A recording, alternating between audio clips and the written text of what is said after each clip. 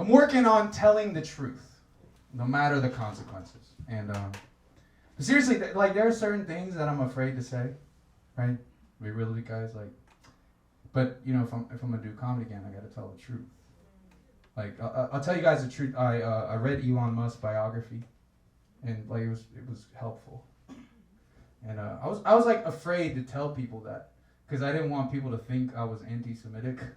Like seriously, I was afraid to tell. Cause like I'm not anti-Semitic. I just read the book to learn how to make more money, which some anti-Semites would say makes me Jewish. So that's not anti. I read the Elon Musk biography while listening to Kanye West tweets read as an audiobook narrated by Kyrie Irving. That's right, 3 African Americans who were the original Jews. Okay, come on, it's easy jokes. It's important to get triggered because you need to find out where you've been hiding the bullets. Resentment will kill you, all right? Now, I'm trying to tell the truth because I feel like there's a lot of hypocrisy, very holier-than-thou attitudes right now. Like, seriously, I told someone I read Elon Musk's biography, and their reaction was like, ugh. In that same conversation, I told him I read The Art of War by Sun Tzu, and they're like, oh, I've been meaning to read that. I'm like, oh, you mean the book about how to efficiently murder people? Yeah, that's the better book to read. Not the guy that says mean things sometimes and build rocket ships. Like, that's, oh, yeah. Like, I'm not saying he's a good person, I'm just saying don't act like you're above it, you know? That's right, everybody's getting heat tonight. Vanessa Carlton, Elon Musk, Kanye, ain't no big 3, it's just big wheat, is how J. Cole should have responded. If you don't understand that last sentence, you're not in middle school anymore. Just wanted to see if you guys would cancel me in my own house. There's only room for gratitude in my life now. That's a decision I made. Only room for gratitude. That's why every time I have a conversation with someone like a cashier, whenever I say goodbye, I always go, have a nice day, or else.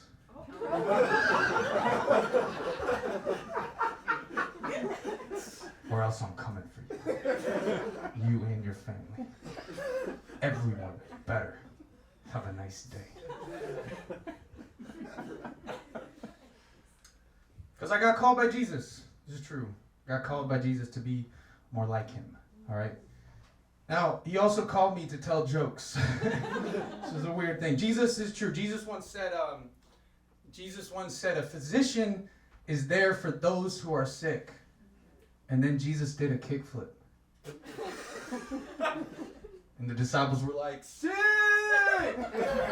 No, you're so sick, Jesus! All right. That took me 10 years to do. Okay. That's right. But today's a little bit interesting for me. I'm coming out today as a Christian comedian. That's what I'm coming out today. But I don't know if I identify as a Christian comedian because I don't want to like appear as corny. I identify as a man who's called to be more like Christ, but in like a more sort of corny way. You know what I mean? This is true. Okay, so I struggle with 2 things as a Christian comedian. All right, I struggle with 2 things. There's 2 things as a Christian comedian that come for me. First one is cursing. Cursing. Do I curse or not? And being dirty. Now, cursing. Here's the issue. Oh, it sounded like I brushed off that. Okay, well, I'll get to the being dirty. But cursing, here's the issue. It is written, do not let any unwholesome talk come out of your mouths, but only what is helpful for building up others according to their needs, so that it may benefit those who listen. So, I wrote this joke, and it's about a curse word, but I think it's edifying. And I don't know if it works unless I use the curse word. So I'm going to try it with you guys, and you guys can let me know if it was edifying. Okay, this is the joke. It's really dumb. I realized my new goal in life is to be that motherfucker. Because I was thinking about it, like, is motherfucker a good thing or a bad thing? It's like both, right? Because it's weird. You can be like, it's colder than a motherfucker. But you can also be like, it's hotter than a motherfucker. So I think to be a motherfucker is to be an enlightened being because you have limitless possibilities. So I think Jesus is a motherfucker. Okay, so like that... Okay, so I changed my mind. I don't want to be that motherfucker because that's blasphemous, but I do want to be friends with that motherfucker. It's important you say motherfucker, not motherfucker. It's different, right? Because, like, that motherfucker, that's not a good thing. You know what I mean? Like, no one ever's like, that motherfucker, you know, and you're like, who? And they're like, the culmination of all that is good. You know, like, no one's ever like, that motherfucker. Who? My heavenly father, the father of all creation, the original mother effer. You know, like, it's, see, I don't know if that joke works without the F word. I'd have to be like, my new goal in life is to be that muh. Because I was thinking about it, is a muh a good or a bad thing? It's both, right? You could be like, it's colder than a muh, but you could also be like, it's hotter than a muh. I think to be a muh is an enlightened being because you have limitless possibility. So I think Jesus is a muh. Like, you know, it doesn't sound the same. It's just weird. Muh, like muh. Now, being dirty. Here's the thing. My past is not clean. And I'm trying to purify my past. In the process of purification. And so I have to purify my past by telling the truth about it, by putting it in the light, right? I'll tell you, my two biggest addictions in life have been pornography and comparing myself to others. And I'm trying to stop both of them. Sometimes I would do both of them at the same time. Like, you know what I mean? Like, you look at my search history, you wouldn't know where one began and the other ended. You know what I mean? You'd be looking at my search bar and be like, young, ebony, teen, become successful entrepreneur. You're like, dang, this guy isn't perverted, he's motivated. Like, Latina takes big promotion at Fortune 500. Like, wow, this guy supports diversity. Interracial couple builds orphanage. You know what I mean? Like, this guy wants to be a philanthropist, you know? And now I've compared myself to others to knowing in my life. You know, I'm getting better at not doing it, but like I actually got pulled over one time. This cop was like, I pulled you over because you were texting while driving. And I was like, officer, I wasn't texting while driving. I was comparing myself to other people on Instagram. You know what I mean? Like, there's a difference. And so he wrote me a ticket to his band's performance at the Kia Forum. And they're opening for the Red Hot Chili Peppers. I'm very jealous. My psychiatrist diagnosed me with imposter syndrome. Seriously, that's where you can...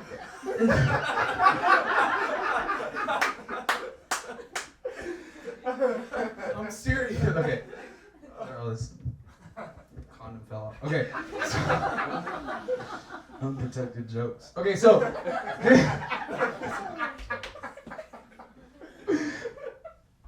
imposter syndrome, I'm gonna finish this joke. Okay, so imposter syndrome.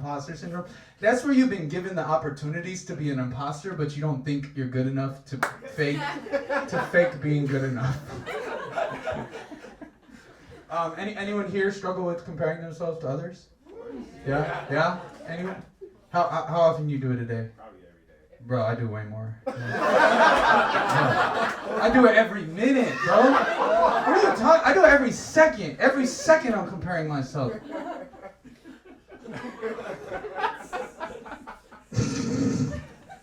They say don't compare, compete. All right, that's what I've been living by. So I joined a recreational basketball league. And what I learned is that I'm not good enough to recreationally compete in the sport of basketball. My new goal is to get injured at every pickup basketball court in the country.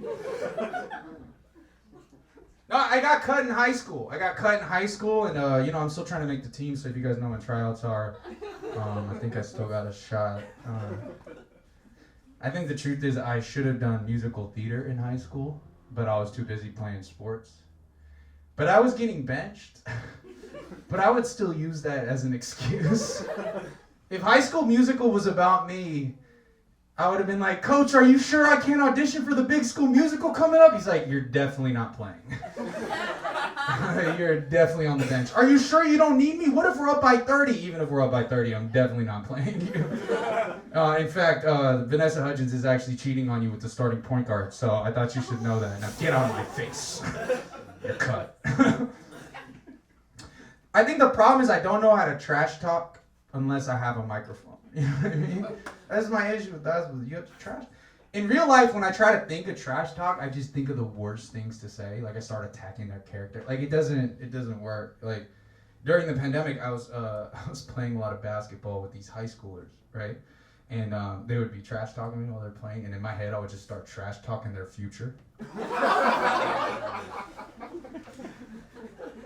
I'd be like, bro, after you graduate high school, you're going to play ball at community college and quickly realize that it's too hard to juggle your half-dead hoop dreams with the burgeoning sense that you need to find a real job so you can survive in the real world. And halfway through deciding that you're going to pursue a business degree and get into real estate, you meet a girl who takes you on a whirlwind adventure to San Diego, and you discover a childlike joy through a trip to Legoland. And you transfer to San Diego State to live with her, but quickly realize that your relationship is unsustainable because differences in the way that you were raised are manifesting as fights that mainly happen in the kitchen.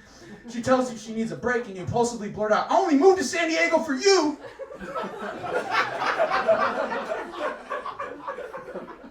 And she takes this as a slight on the integrity of the relationship and moves out the next day.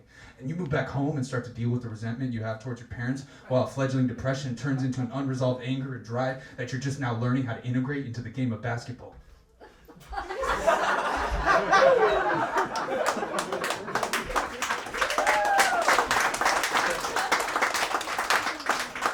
I just broke your ankles and your life down.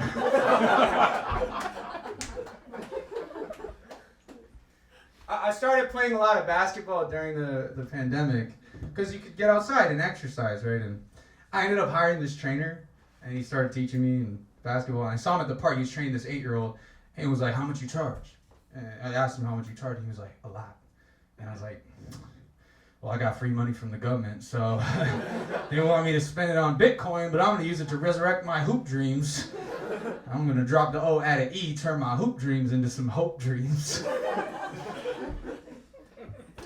And it's true, I started to get pretty good. Like, I was starting to learn moves, and I was playing with these high schoolers. And let me tell you, there's no better feeling than when you do a nice move and a nice finish at the rim, and you hear some 16-year-old in the back go like, "Oh, I see you." And you're like, "Man, I'm finally seen." Oh, I've been waiting 10 years for this.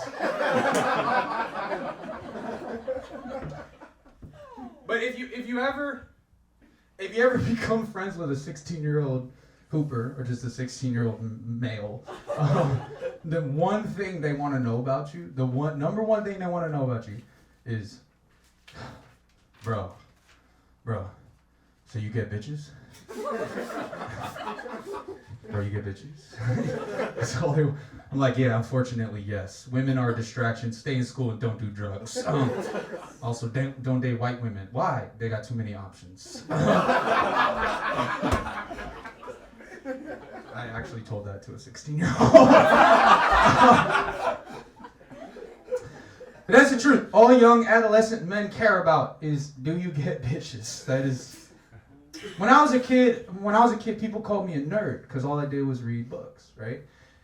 And then as an elementary school kid, right, it's okay to be a nerd because you still respect the authority figure of the teacher, and the teachers respect the smart kid, right? So we still have a level of authority and respect. Then in middle school, they stopped respecting the teachers, but if you're good at sports, then you don't get made fun of for being a nerd. But then I got injured and I got worse at sports, and so I got bullied for being a nerd. But then when women started touching my hair, the basketball team was like, "Well, Nathan ain't got no bunnies, but at least he be getting bitches though." I heard Nathan be getting bitches on the bench.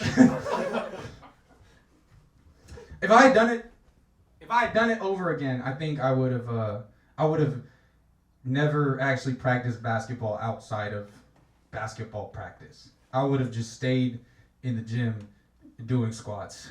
That's all I would have done if I played high school basketball again. Because I went to a few playoff high school basketball games, and I realized something. The team with the biggest cumulative butt size in high school basketball generally wins. And it makes sense statistically, right? Because fundamentally, like, high school basketball players have a lower shot percentage. Less shots go in. But if you have bigger butts, you get more offensive rebounds, which means you get more shot attempts, which means that my theory is correct. He who has the most donk wins at high school basketball. So it was a startling revelation. I was playing at LA Fitness, and there was this guy, right? Like, I was playing against this guy, and he had an El Camino basketball shirt on, right? So I was like, oh, he must play college in El Camino. And he was killing everybody, right? Like just doing his whatever he wanted. But I noticed something. He was telegraphing all his moves. Every single move, he'd be like, right? But I couldn't guard him because he was stronger than me, you know what I mean? So I told him, I was like, you know, you're telegraphing your moves, and if you're playing college basketball, like, you should stop doing that. And he's like, but it works. And I was like, yeah, at LA Fitness, you're playing JUCO. Like, that's not, it doesn't work. It just works because, but I realized it's a great metaphor for life and dealing with temptation. Because he was only able to score on everyone because he was bigger and stronger, but if any of us could have matched him in strength, we would have been able to defeat him and defend easily. And that's the way the enemy, or temptation, works. Once you know the ways of the enemy, art of war, it's obvious how to resist, but it doesn't necessarily mean you have the spiritual strength to resist the temptation. What you need is a bigger spiritual donk. And that's what I'm trying to get. I'm not trying to get bitches no more. I'm trying to get a big butt that's centered in the Holy Spirit. Then when people walk by and they look at my behind, they're like, damn! That guy knows Jesus. That's been my stand-up portion. Thank you guys for listening.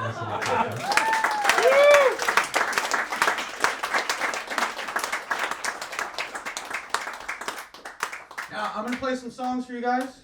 All right? Let's check the time real quick. Okay. Sorry, we ran a little bit over, but bear with me. Okay.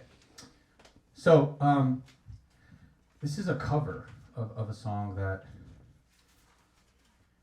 it's a family friend, and it's a cover that he wrote, and it's a beautiful song, and it's a mashup, and it's called Yosemite / the song that never ends. So, and I'm tell me if the levels are all right with all this, okay?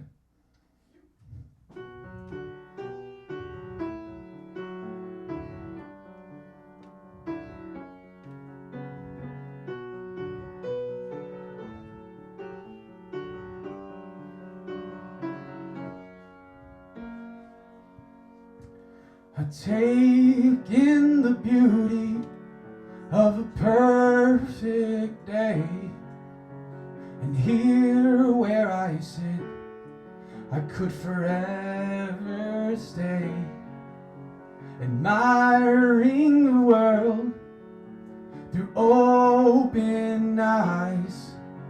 And in this moment, I feel so alive. The autumn leaves fall on a gentle breeze. Yellow, orange, and red are the colors on the trees. The waterfall crashes with a mighty roar. And here on earth I found heaven's door.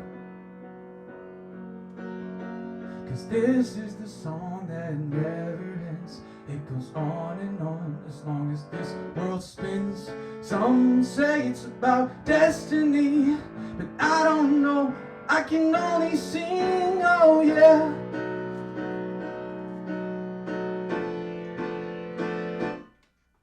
The wild winds, it howled and blew. It shook the town and the tower too. The people called it Judgment Day. It came down with a pouring rain. The choir sang and the women cried. The children ran and the soldiers died. And history will come again, just like the song that never ends.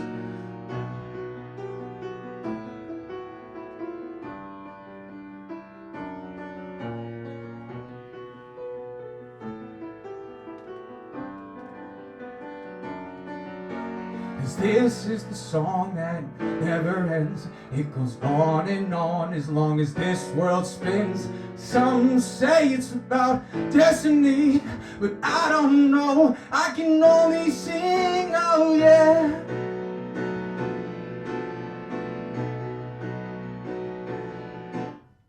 Flowing down the river, and I don't know why. I stare at the moonlight with a glimmer in my eye. Time stands still, but only for a moment. And I know this circle will never be broken. It goes on and never ever dies. The river made the valley, and everything is alright. 'Cause this is the song that never ends. It goes on and on as long as this world spins. Some say it's about destiny, but I don't know. I can only sing, oh yeah.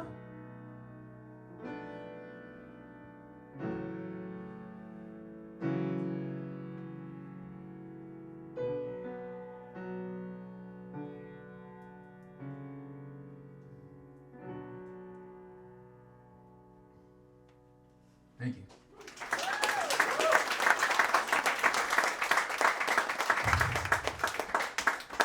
This song is very special for me. I'm going to bring up for this next song Tom Bajoris again.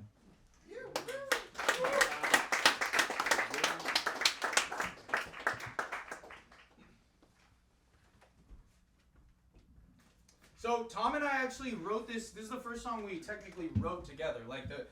I wrote the lyrics and the melody, and I shared a bunch of songs with Tom. He's like, a lot of your songs right now are using the same chord progression. And I said, I'm getting a little bit stale. So I said, can I give you the song and the spirit, and you know me, and you write the song as if it's just on the piano and the melody and everything, and let's see what we get. And it's just a tremendously beautiful thing to be able to do that. And so this is called Back in High School.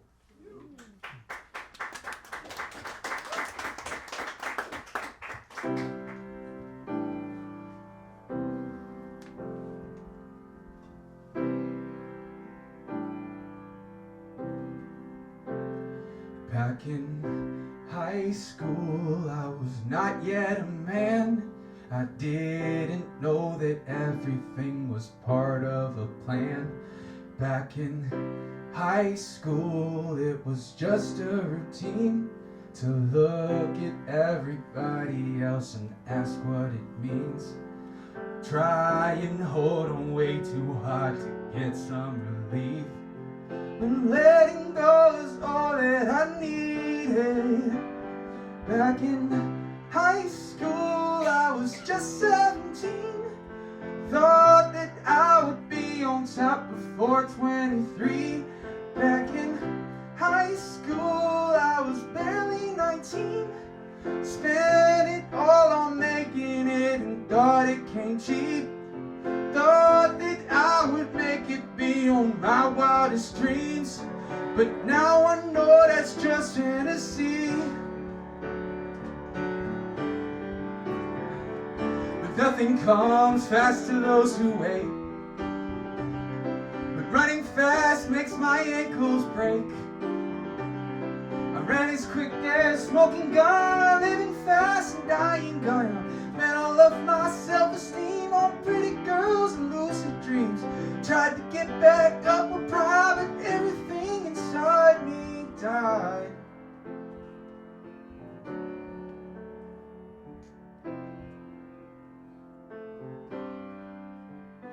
After high school, I got caught by a dream. Begged for it and tried to stand up when I got beat. After high school, I was just 23. Spent my birthday inside of my head's agony. Prayed and waited for the day that I'd be set free. I counted to 1,000,003.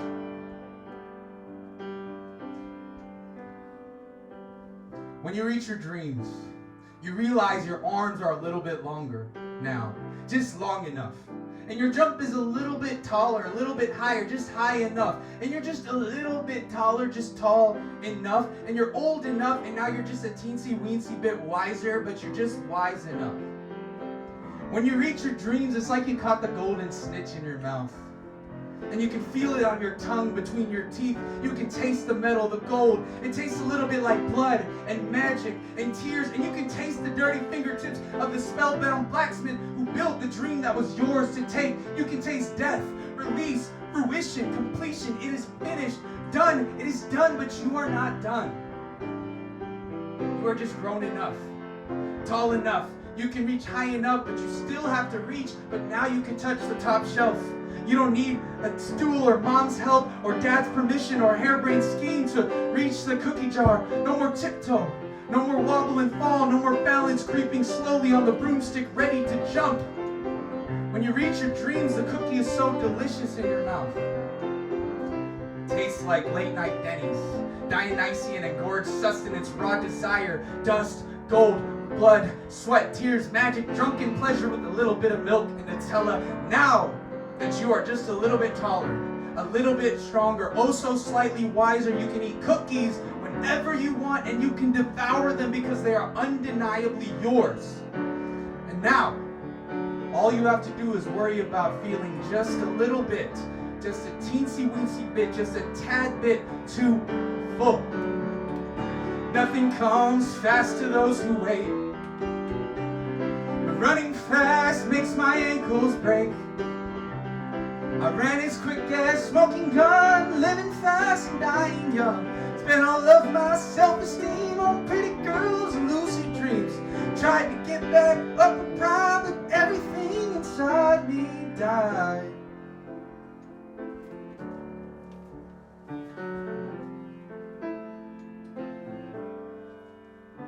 After high school, I was just 25. I felt like I could do it all and swallow my pride. But after high school, I was living a lie. Gave all that I got up to the man in the sky. If I trust in him, I swear I'll know I'll be fine. My darkness can't sit still in the light.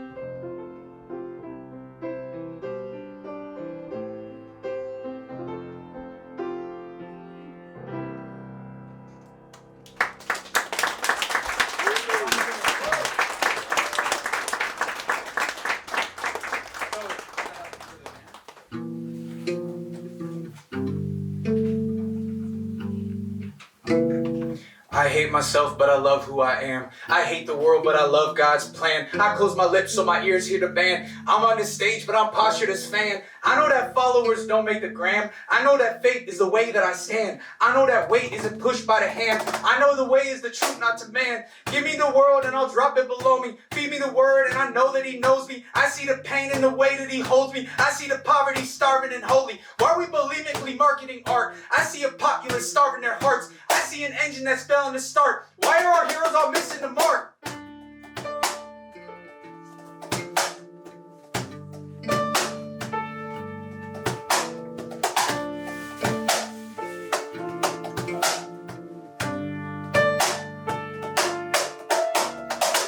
Heights that they fly to so far. Hit it, then spill it, then crack into stars. I want the cosmos to fill up my arc. When I depart, don't he rest, he's apart. No wonder idols get broken before us. Wanna be all-knowing, then he ignores. Why are we preaching with no cross to bear? Going to sunlight at rain isn't fair. I'm tired of acting like wheelchairs walking. Tired of acting like moaning is talking. Tired of acting like stitches ago when people are dying from life they don't know. I got the way and the truth and the light. They spayed and neutered the soon to be bride. All of this sugar just fattens a calf. We started the half on the way we went back.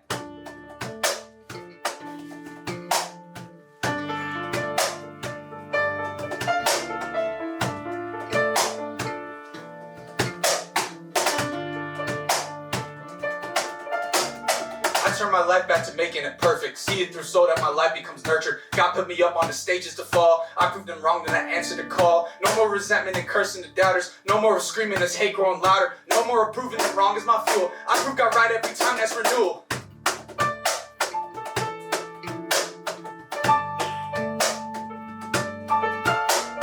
No more resentment and cursing the doubter. No more screaming of hate growing louder. No more approving them wrong is my fuel. I prove God right every time, that's renewal.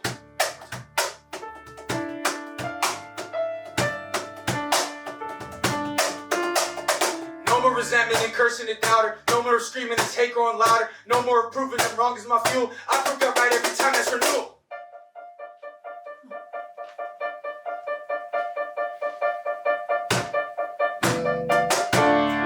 Give it up for Tom on the keys. Levi on the cajon. Levi on the Nemo Williams on the bass. Gary East on production. Jason on the camera.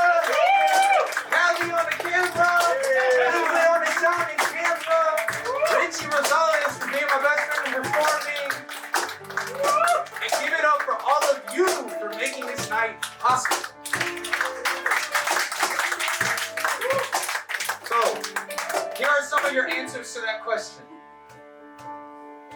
Who would you be if the fear of suffering were taken away from you? I would be bold. I'd be Bobby Fischer. That's you, Liam. Eh?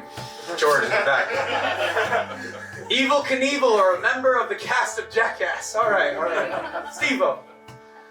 Only a percentage of the person who I am today not able to truly have empathy for others or understand how pain helps build character. I would have a privilege that isolates me from truly being able to see and love above the surface, existing in a reality parallel to reality itself. I would be happy and shining so bright. I would be incredibly outgoing and loud. I would be okay. And I would accept my life as it is and see it as incredible. I'd be Mother Teresa. I would be a praying mantis. My connections with people would be more fulfilling. I would be a contestant on The Amazing Race. Go do that, whoever that is. Do it. I would be more popular. I would be Buddha. I would have asked out more people. Go ask out people. Come on, after this show, this is your cue. I would be someone who gives away everything I have and always speaks honestly from the heart. Do that. I'd be a thrill seeker. I'm there with you. I'm scared of a lot of things and I'm trying to do that too. I'd be unstoppable. I could run faster, not worrying about setbacks and pain. I'd be weightless with no baggage of effects of walking, timid, trying to navigate highs and lows of mountain and valley living. I could learn lessons through joy instead of suffering. Adversely, I may not know the strength of the Father if fear was taken away.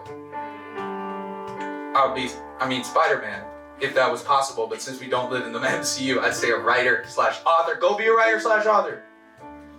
I would be a fashion designer. I'd be someone who travels without a care in the world about my career or future plans. I would be a comedian. Do that. I would be a pastel artist, traveling the world, being inspired by the areas to create and share my art. Those are your answers. Do it. I implore you. Don't live in fear. Well, that's been the show. And I'll give you some announcements about what's next. But I'll have you know, every show now, I write on my wrist the question I'm trying to answer. And on right here, I write my intention for the night.